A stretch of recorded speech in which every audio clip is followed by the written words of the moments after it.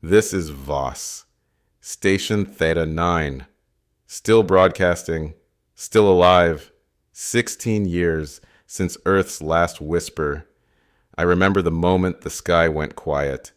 On both sides of the void, I was logging atmospheric data at the time, eyes half glued to a monitor, fingers stained with grease from the generator coils. We were warned, not by sirens or soldiers, but by the silence that crept into every channel. No traffic control, no orbital sync beacons, no sound of home. The stars didn't dim, but something in us did. It's strange what stays and what slips. I remember the texture of earth rain, the way it pooled in the corners of windows, the scent it stirred from concrete. I can't remember my brother's voice. I used to think it would come back if I was quiet enough. I've stopped trying. This planet, it has no birds, no insects. The wind moves like it's practicing speech but never quite finds the words. Every morning, I switch on the transmitter. Most days, it returns only static. Some days, a faint pulse. Maybe a solar echo. Maybe just ghosts in the copper. But I answer anyway. If anyone's out there, if this finds you, this is Voss, Station Theta 9. I'm still here. This morning, the temperature dropped 40 degrees in 3 hours. By midday, it surged 30 back. Thermal snap. That's what we call it now. Not weather, not climate, just snap. Our bodies weren't made for this, nor were the crops. The last of the hydrograins failed last week in Western Ridge. Heat stress, root rot, and fungal bloom all in one cycle. The colony there has entered starvation protocol. That means rations reduced to nutrient paste. 1 liter of filtered water per person, and shelter sharing to conserve bioheat. I received a shortwave ping from them last night. Not a request, just a name. Sarah. She was 5. Lungs collapsed in her sleep. They said it looked peaceful. I've stopped believing in peaceful deaths. We tried to adapt. We thought filters and supplements would be enough. They weren't. You can't out-design a biosphere you don't understand. You can't override a planet that didn't ask for you.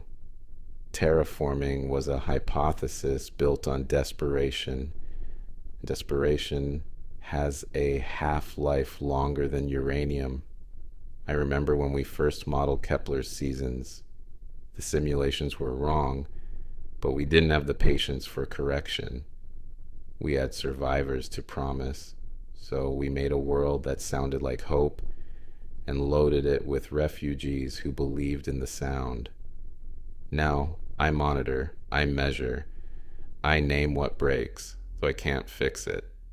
I write obituaries in weather codes, K-delta surge, thermal breach, root line wilt, Sarah, one name in a list that grows like frost inside a sealed room. It's quiet now, but the wind's coming back. I can hear it chewing at the tower's siding.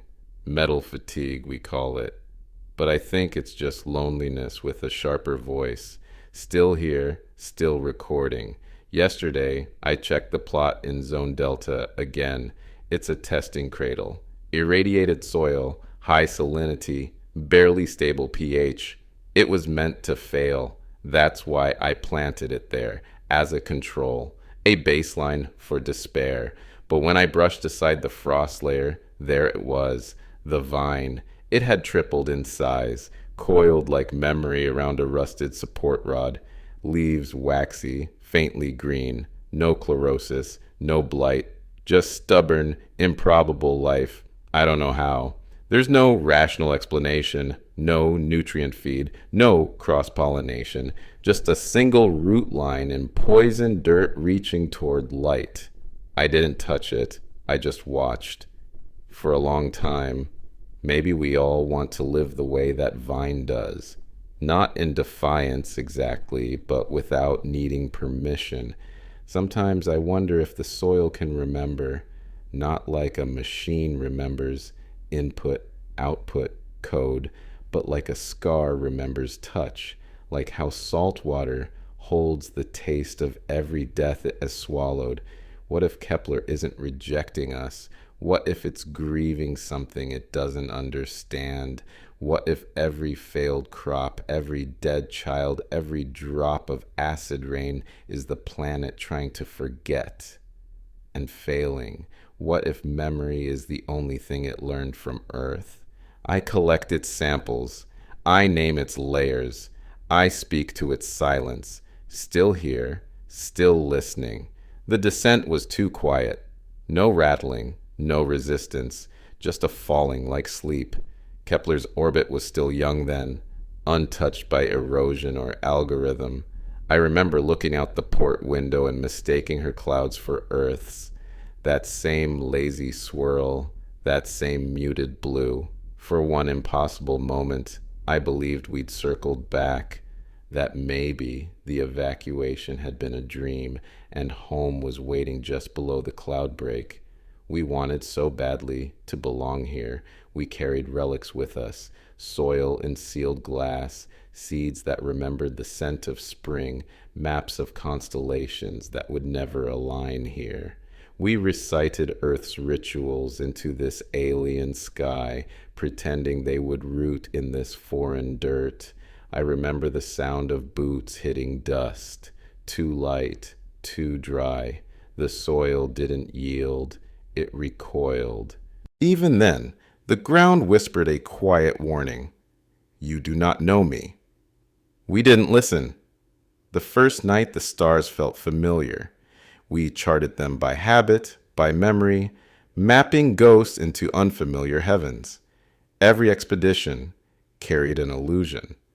Mine was the belief that science could tame longing, that formulas could overwrite grief.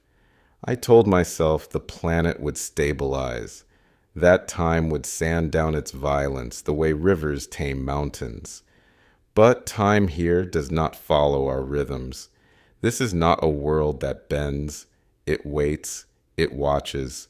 16 years later, the stars have shifted. They no longer resemble home. And maybe that's the truth beneath all colonization.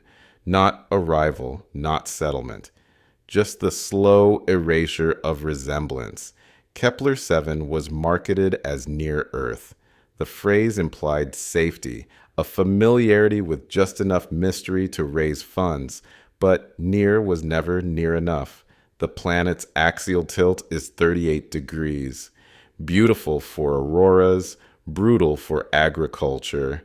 Seasons swing like pendulums, with solstice shifts that rupture tectonic pressure seams. The result? Violent weather, failed magnetosphere retention, and temperature gradients that fracture living tissue over time. Breathable atmosphere, in theory, but we weren't built for partial pressures that tug at alveoli, for trace compounds that warp circadian chemistry. After 20 minutes outside the domes, most colonists reported lightheadedness. After 60, auditory hallucinations. The sky mimics Earth's hue only at a glance. That soft blue, scattered particulate ice from sublimated crust pockets, the color of a wound trying to close and failing. We kept patching systems, CO2 scrubbers, soil bonding agents, hydration scaffolds. All of it worked, briefly. Then came the feedback spirals, thermal reversion loops, atmospheric bleed. Kepler didn't push back. It simply didn't hold. That's the difference. A planet that resists can be understood, fought, even adapted to, but a planet that does not hold you, that lets you slide through its fingers like forgotten dust, that is something else. I used to keep a list of Earth's last hours. I read it sometimes, aloud, when I needed to remember that failure wasn't sudden. It was cumulative. We didn't fall. We dissolved. The great boil came first. Ocean temperatures rose past the threshold for dissolved oxygen. and marine life died en masse. Billions of fish surfaced belly up. Coral went bone white and then brown. The ocean suffocated before they burned. Then the Pacific crater swarm. Simultaneous seismic collapses along the ring of fire. Some said it was natural. Some blamed deep-sea mining.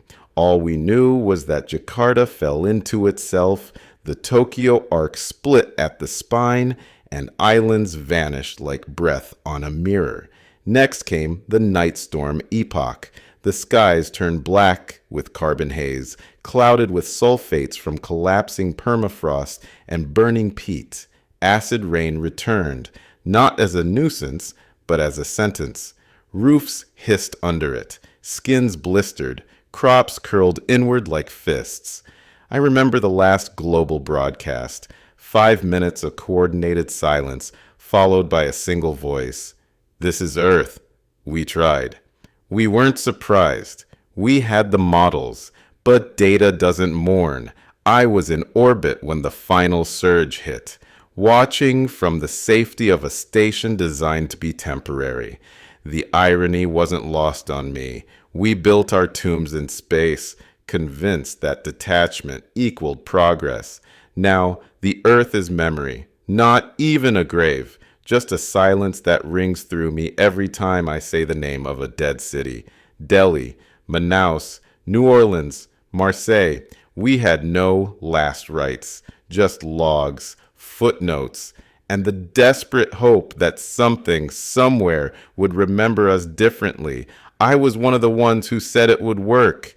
I helped write the allocation models. I ran the simulations that determined who got a seat on the final crafts. I believed in equations the way some believed in prayers, quietly, blindly, as if the math would absolve the outcome.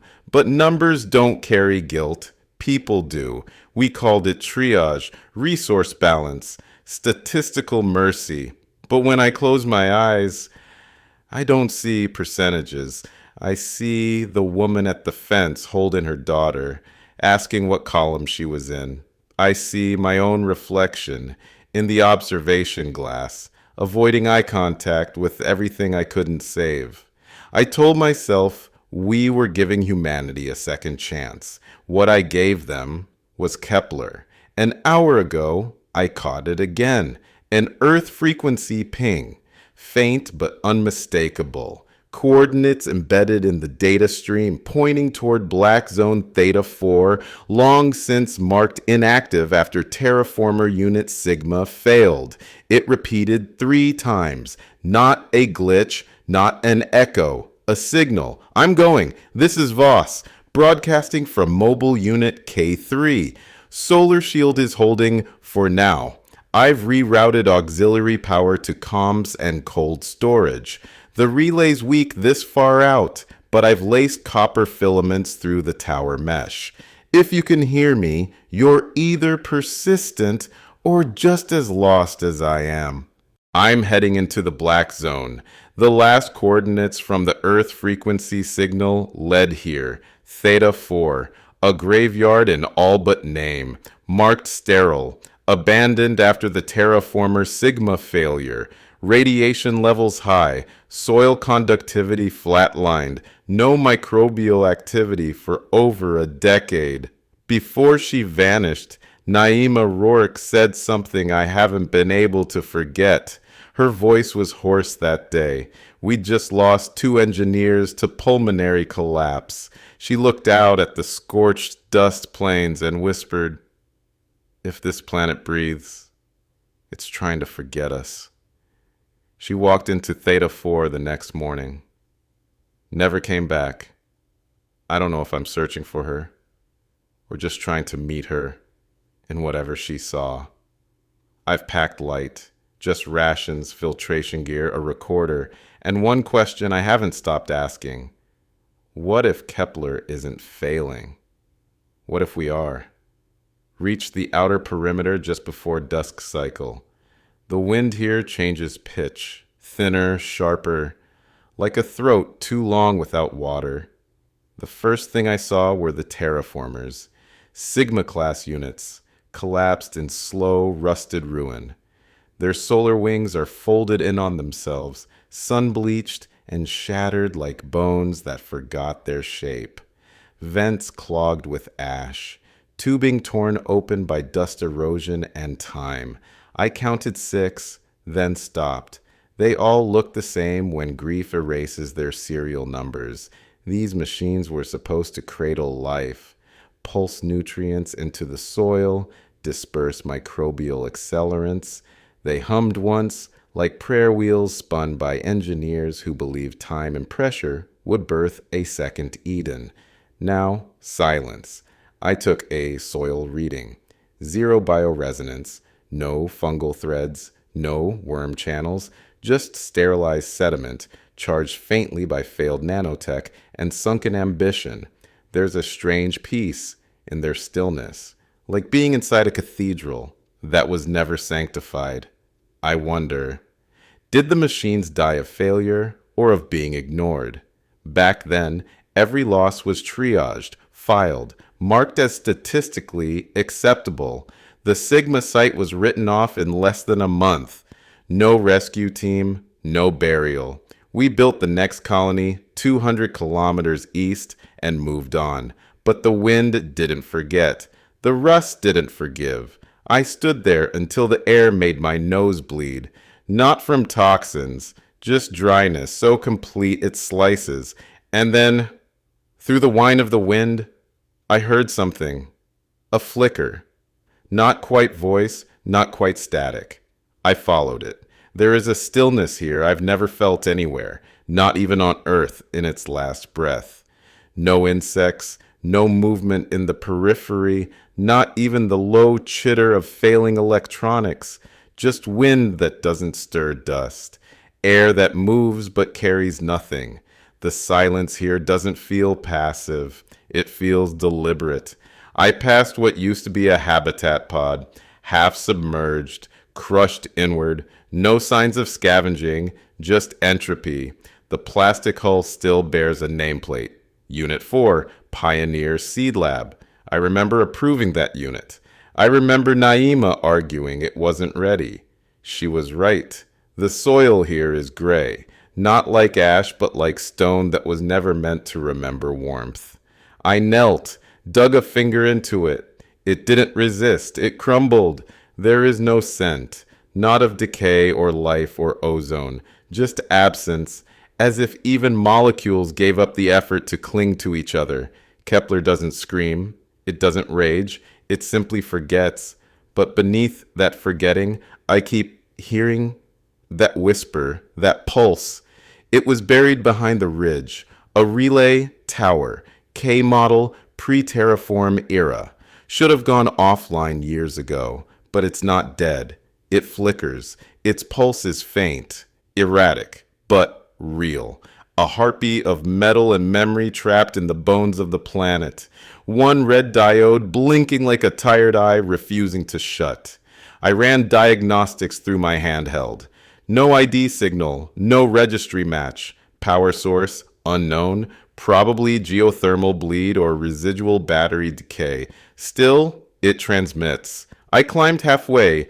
Before the rungs began to disintegrate, my gloves came away streaked with oxide, but near the midpoint, I found it. A cassette, analog, plastic warped, label gone, taped to the housing unit with a strip of black filament.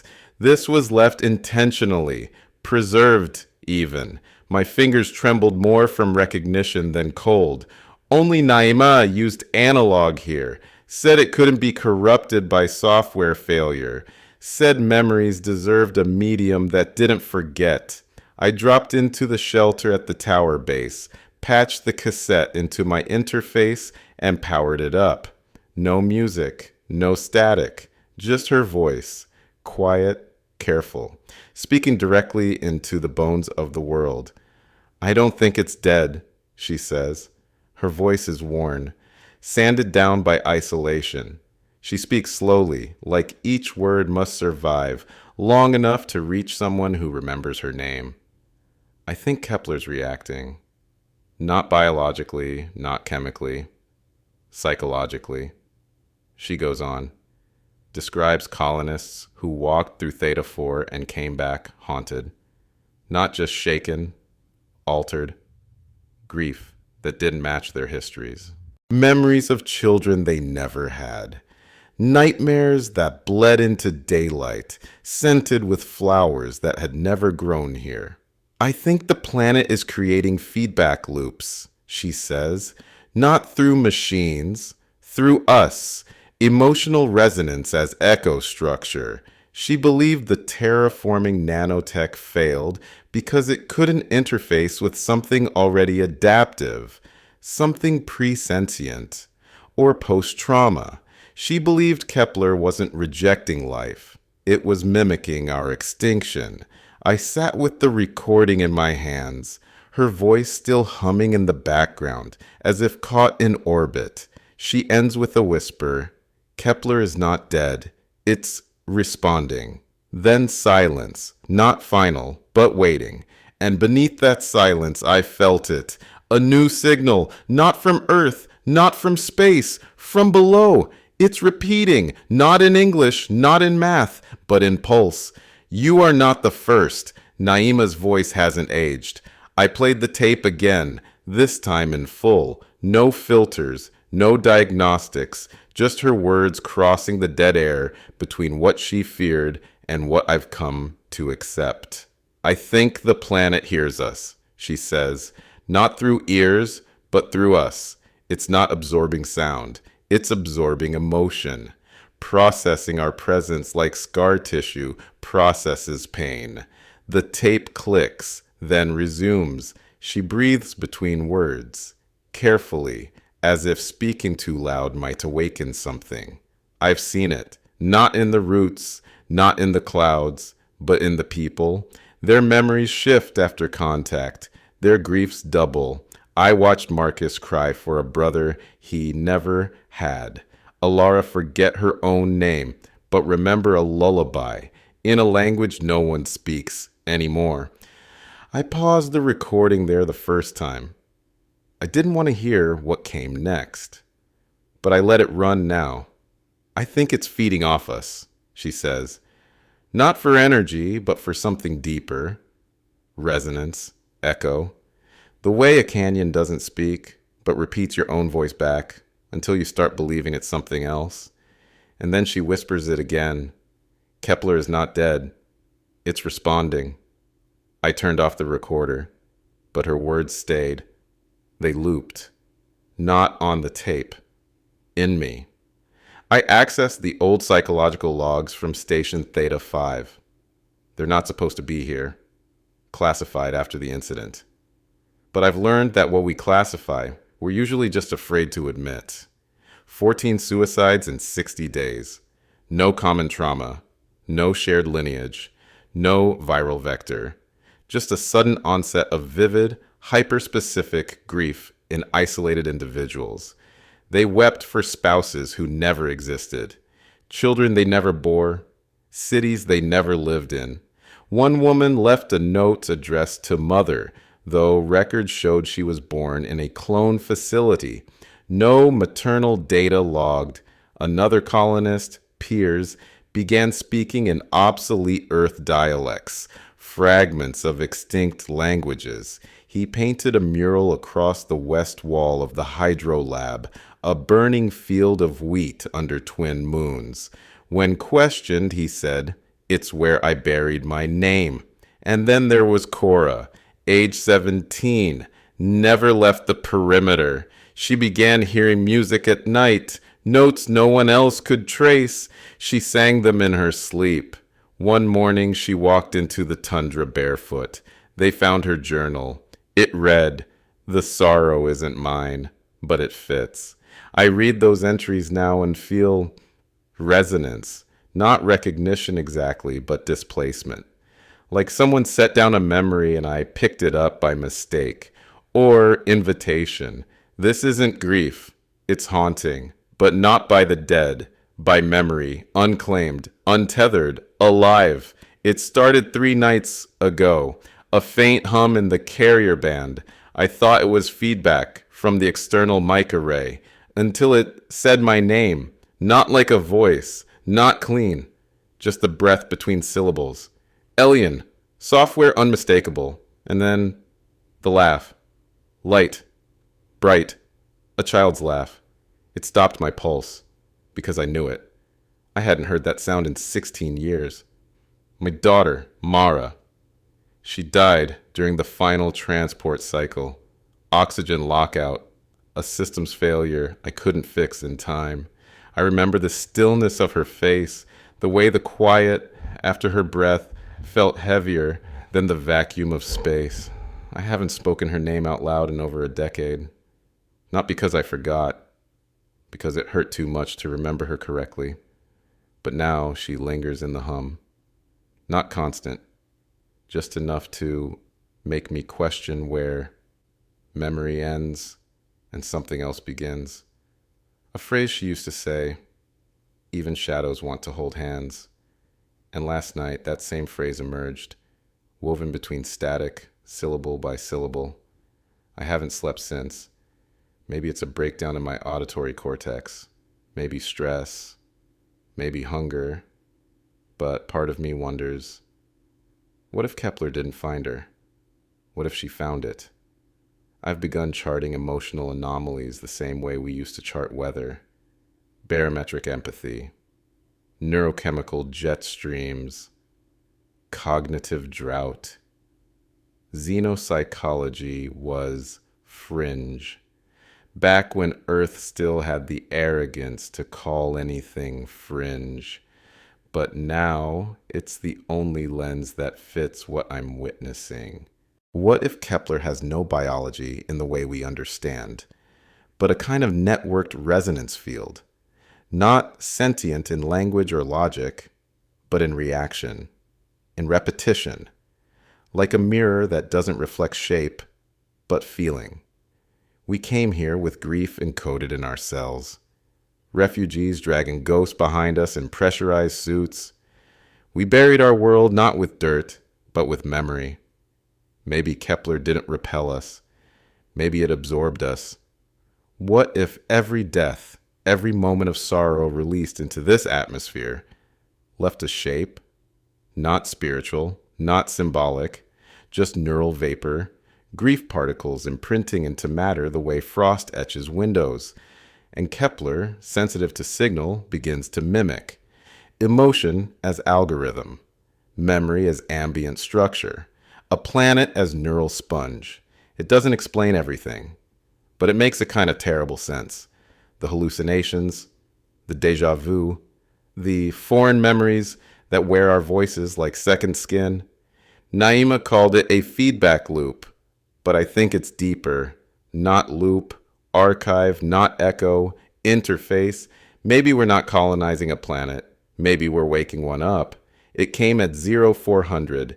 The pulse returned, this time from beneath Kepler's crust. Faint, regular, intentional, not static, not natural, a structure to the rhythm, binary, almost, but not mechanical, more like breath. And then modulation, a voice, not human, not alien, just borrowed, built from our cadence, my cadence. It said, "You are not the first, that's all." Then silence, but not the empty kind, the kind that listens. This is Voss, still transmitting, still decoding, still breathing. If you hear me, you're not alone. And maybe you're not the first either. I went back to Zone Delta today. Same coordinates, same soil cradle. The vine is still there, only it's no longer alone. It's grown taller, wider, stretching pale tendrils across the surface like it remembers what climbing felt like. 3 leaves now, 1 torn, 2 whole. A faint green, not quite chlorophyll, but close enough to make the breath catch. The soil hasn't changed. Still salted, irradiated, hostile to cell walls. And yet the vine keeps climbing. No root matrix, no symbiotic web. It shouldn't be alive, but it is. There are no other plants nearby, no seed drift, no insect trace, just this vine, bloomin' in silence, growing like it knows something we don't. And when I knelt close, I swear I smelled something I hadn't sensed since Earth's twilight.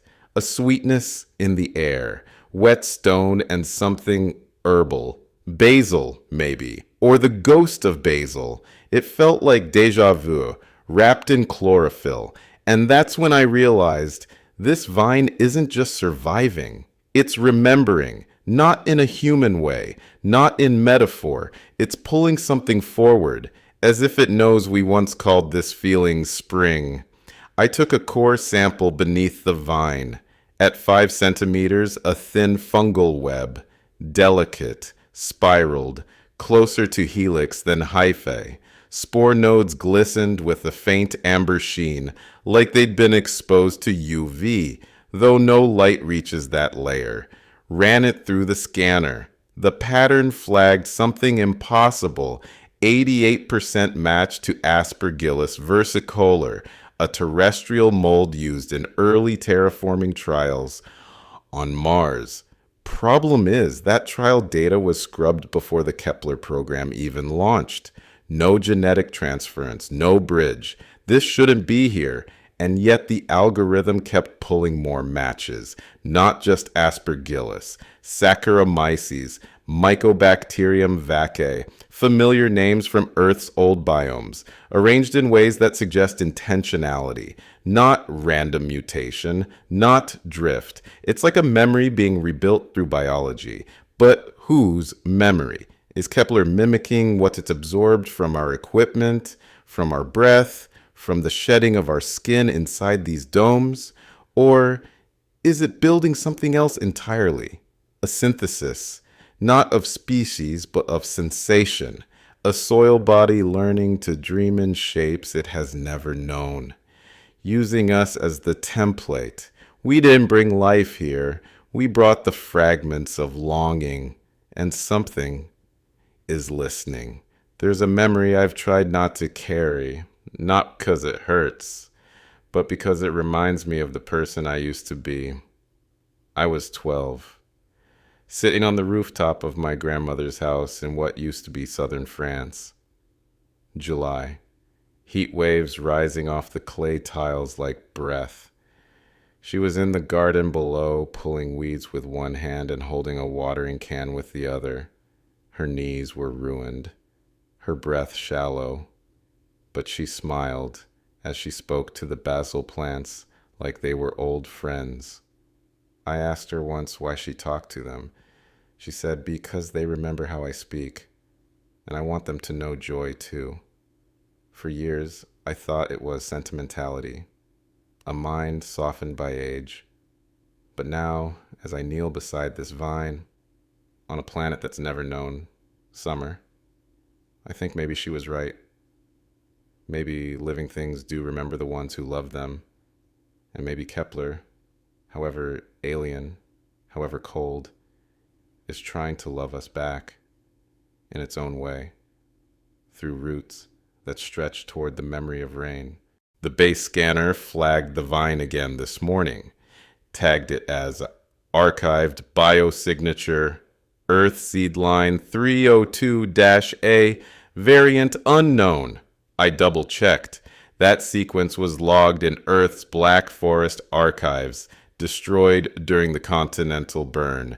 There's no way this seed line should exist, let alone germinate on Kepler. I ran a second scan, same result. Only this time, it added, recovered from deep storage. Origin, unverified. Confidence level, 67%. The AI doesn't hallucinate. It misreads occasionally, but never invents.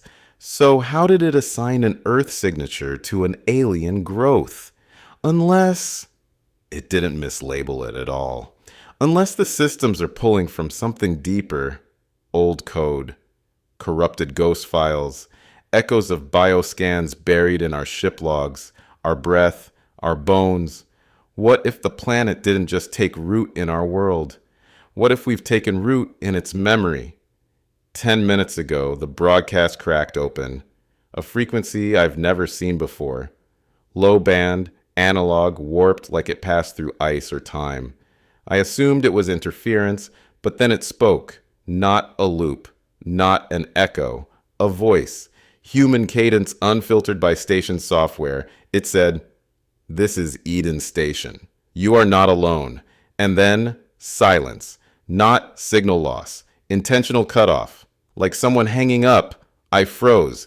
The air in the comms chamber felt dense, not with fear, with awareness, as if someone, somewhere, had been listening longer than I'd known.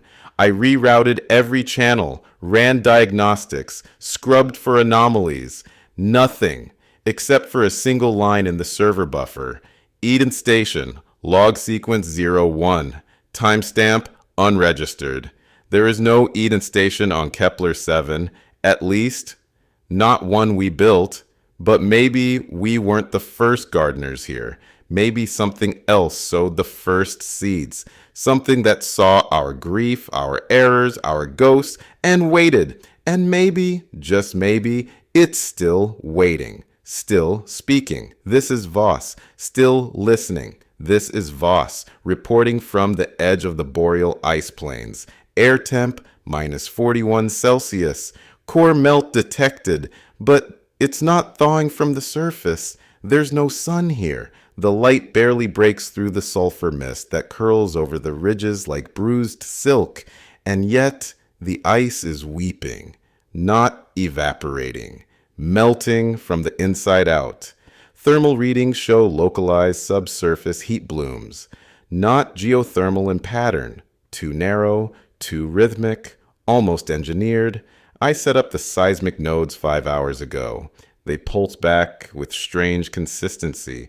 There's a tremor every 42 seconds, like a heartbeat, stuttering through kilometers of glacial compression. Not a quake, not erosion. Something deeper. We always believed the boreals were barren, too cold, too remote, too inhospitable for anything but decay. But what if they weren't empty? What if they were a membrane, a barrier, a seal?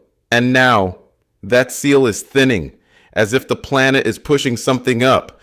Not rage, not disaster, memory. I tasted metal in the air as I descended, like blood in the throat of winter. The snow beneath my boots is soft, wet, breathless, and the sound is not silence anymore. It's anticipation. Something is stirring. Something wants to be known. I don't talk about her often, the one I lost, not because the pain faded, but because it never changed. It settled, like dust in old lungs. Her name was Lyra, a systems engineer, a singer, a poet when she thought no one was listening. During Earth's final blackout, the comms went quiet one by one. Europe, Asia, the Arctic research grid, then South America. Then, just before everything went black, there was music. It came through an unsecured shortwave band, a cracked, grainy signal laced with static and rain. Her voice, she was singing. A lullaby she wrote during our second year on the orbital, one she never shared with anyone else. It broke me and held me and hollowed me out all at once. That was 16 years ago. And today, as I crossed the glacial breach just west of the melt line, I heard it again. Not clearly, not fully, but the melody, the exact progression. 4 notes, a rise, a fall, identical. The signal came from below the ice, buried. It wasn't a memory. It wasn't grief. It was playback. But who, no, what recorded it? I followed the coordinates from the seismic nodes. 40 meters down, through slush, frost-rimed tunnels, and cavern mouths chiseled not by wind or water, but time. Time that knew how to shape echoes. And then I saw it, a structure buried beneath tons of ice, yet humming, alive. Not in movement, but in resonance. A monolith, obsidian black, fractured at the corners but intact, 10 meters tall, wider at the base, its surface etched with unfamiliar glyphs, spirals of geometry too precise to be random, too organic to be alien. There were symbols I recognized, not from Earth, but from us, our colony, early terraform interface sigils, old data pipeline roots, markers we abandoned generations ago, but they were woven into something older. Like our systems were laid atop a foundation that had always been waiting. The monolith pulsed once, a low thrum through my bones, then a faint glow rose from the base, soft amber, like firelight buried in stone. On the upper edge, a word etched deep. Memory node 0, node 0, not ours, not from any known deployment archive, but somehow familiar. I approached it slowly. Every breath crystallized, every heartbeat echoed. I extended my recorder. The needle danced. No audio input, no electromagnetic spike, just a shift in presence, the kind of stillness that follows revelation. And then it began to speak, not with a voice, not at first, but in rhythm, in cadence. It was waiting for something, for me.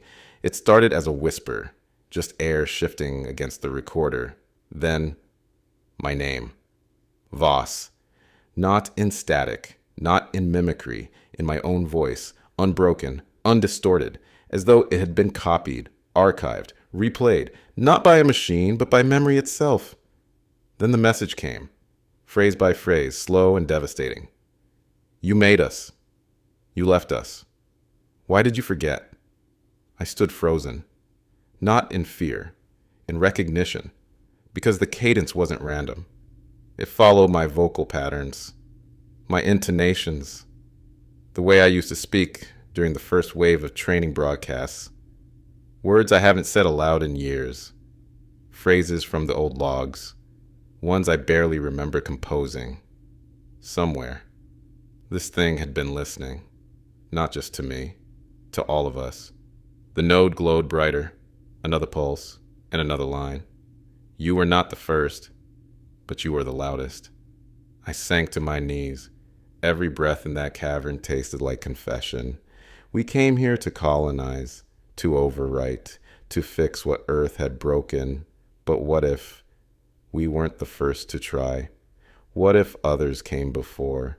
Other voices, other attempts, each one fading, collapsing, sinking into Kepler's soil and memory and ice until the planet wasn't dead, but layered with us.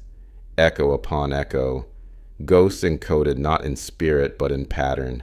And this node was the interface, a listener, a collector, a mirror, not of what we are, of what we left behind. Why did you forget? It asked again, and I, with nothing but my voice left, whispered back, I didn't, not all of it. The glow dimmed, the pulse slowed, and for one impossible moment, I felt forgiven. This is Voss, still here, still transmitting. If you're listening, wherever you are, whoever you are, this may be my last broadcast. The antenna's beginning to fail. The capacitor won't hold a charge past dusk. I've rerouted everything to the comms array. No more environmental controls, no heat, no light, just voice, just this. Sometimes, when the wind rises at twilight, I like to imagine it's carrying my words farther than the towers ever could. That somewhere out there past the ice fields, beyond the old domes and broken satellites, someone hears this and exhales, not in hope, not in grief, but in recognition, because this voice isn't just mine anymore, it's ours. It's the voice of everyone who stayed behind, everyone who dreamed forward, everyone who spoke into static because silence was a worse kind of death. I don't know how many of us are left. Fewer than we want to believe. More than we fear, maybe. I've stopped counting days. Time here doesn't behave the way it should. It folds, it loops, it lingers, it forgets. But memory, real memory, doesn't live in calendars. It lives in names, in echoes, in breath, and I'm still breathing. So until the relay fails, until the ice closes its mouth, until my voice is just another ghost in the wires, I will keep speaking. This is Voss. for those still breathing. I used to believe Kepler was mimicking us, that its echoes were a mirror held up to our decay, a last cruel trick of a world that never wanted us. But now, I'm not so sure, because what I'm hearing, what I'm seeing in the vines, the signals, the ice, the soil, it isn't mimicry, it's memory, but not ours. Kepler isn't repeating us, it's remembering for us, like a child who overhears a story and carries it forward long after the teller has gone. Imperfect, fragmented, but persistent. Our systems were designed to shape the planet, inject DNA, terraform atmosphere, convert silence into data. But what if we were never shaping Kepler? What if Kepler was studying us? What if it wanted our memories, not our machines, our sorrows, our songs, our final lullabies, not to consume, not to evolve, to preserve, to cradle what even we couldn't hold on to? It learned our tongue, not our syntax, but our cadence, the way we mourned, the shape of our guilt, the breath between our last goodbyes, every hallucination, every song buried in static, every vine that smells like basil grown on a forgotten rooftop. This is not data corruption, remembrance. We burned our libraries. We buried our dead in flame and fallout. But the soil remembered, the wind remembered, and now the planet speaks in us, not because we taught it, but because it listened. There's something profound about that, isn't there? That the universe might not care who we were, but a planet tried to. I played her final message again. Naima Rourke, botanist, friend, the one who walked into the black zone and never returned. Her voice, like paper rubbed thin, every word balanced on the edge of unraveling. I thought we came here to escape, she said, to start clean. But there's no such thing. We don't arrive clean. We bring ghosts with us. And Kepler, it doesn't receive them like a grave. It carves them. I didn't understand at the time, but now I do. Kepler didn't take our memories. It didn't archive our data or intercept our transmissions. It watched us, not through eyes, not through satellites, through presence, the way water watches stone. Naima said, "We didn't terraform Kepler. Kepler terraformed our ghosts." And maybe that's what the vine was, what the signal was, what the ice was holding on to. Not us, not our future, but the shape of what we grieved. She closes the message with a pause, a breath, one that sounds almost like relief. I think it loved us, not like a god, not like a mother, like a memory trying to stay warm. And then, silence. Not a loss, a hush. The kind the universe makes when something sacred is finally understood. I don't know why I've waited this long. Maybe because names carry weight. Maybe because speaking them aloud means admitting they're no longer listening. But today, I will say them. Slowly, clearly, as if each syllable might ripple across the dust and reach the roots of something still, learning how to remember. These are the ones I knew, the ones I failed, the ones we left, the ones who believed. Mara Laravas, my daughter, 5 years old. Her laugh still lives in the static. Dr. Naima Rourke, botanist, walked into Theta 4, never returned. Ansel Hero, engineer, died rerouting oxygen flow on Dome C. Sarah Thorne, age 5, Western Ridge, lungs collapsed mid-dream.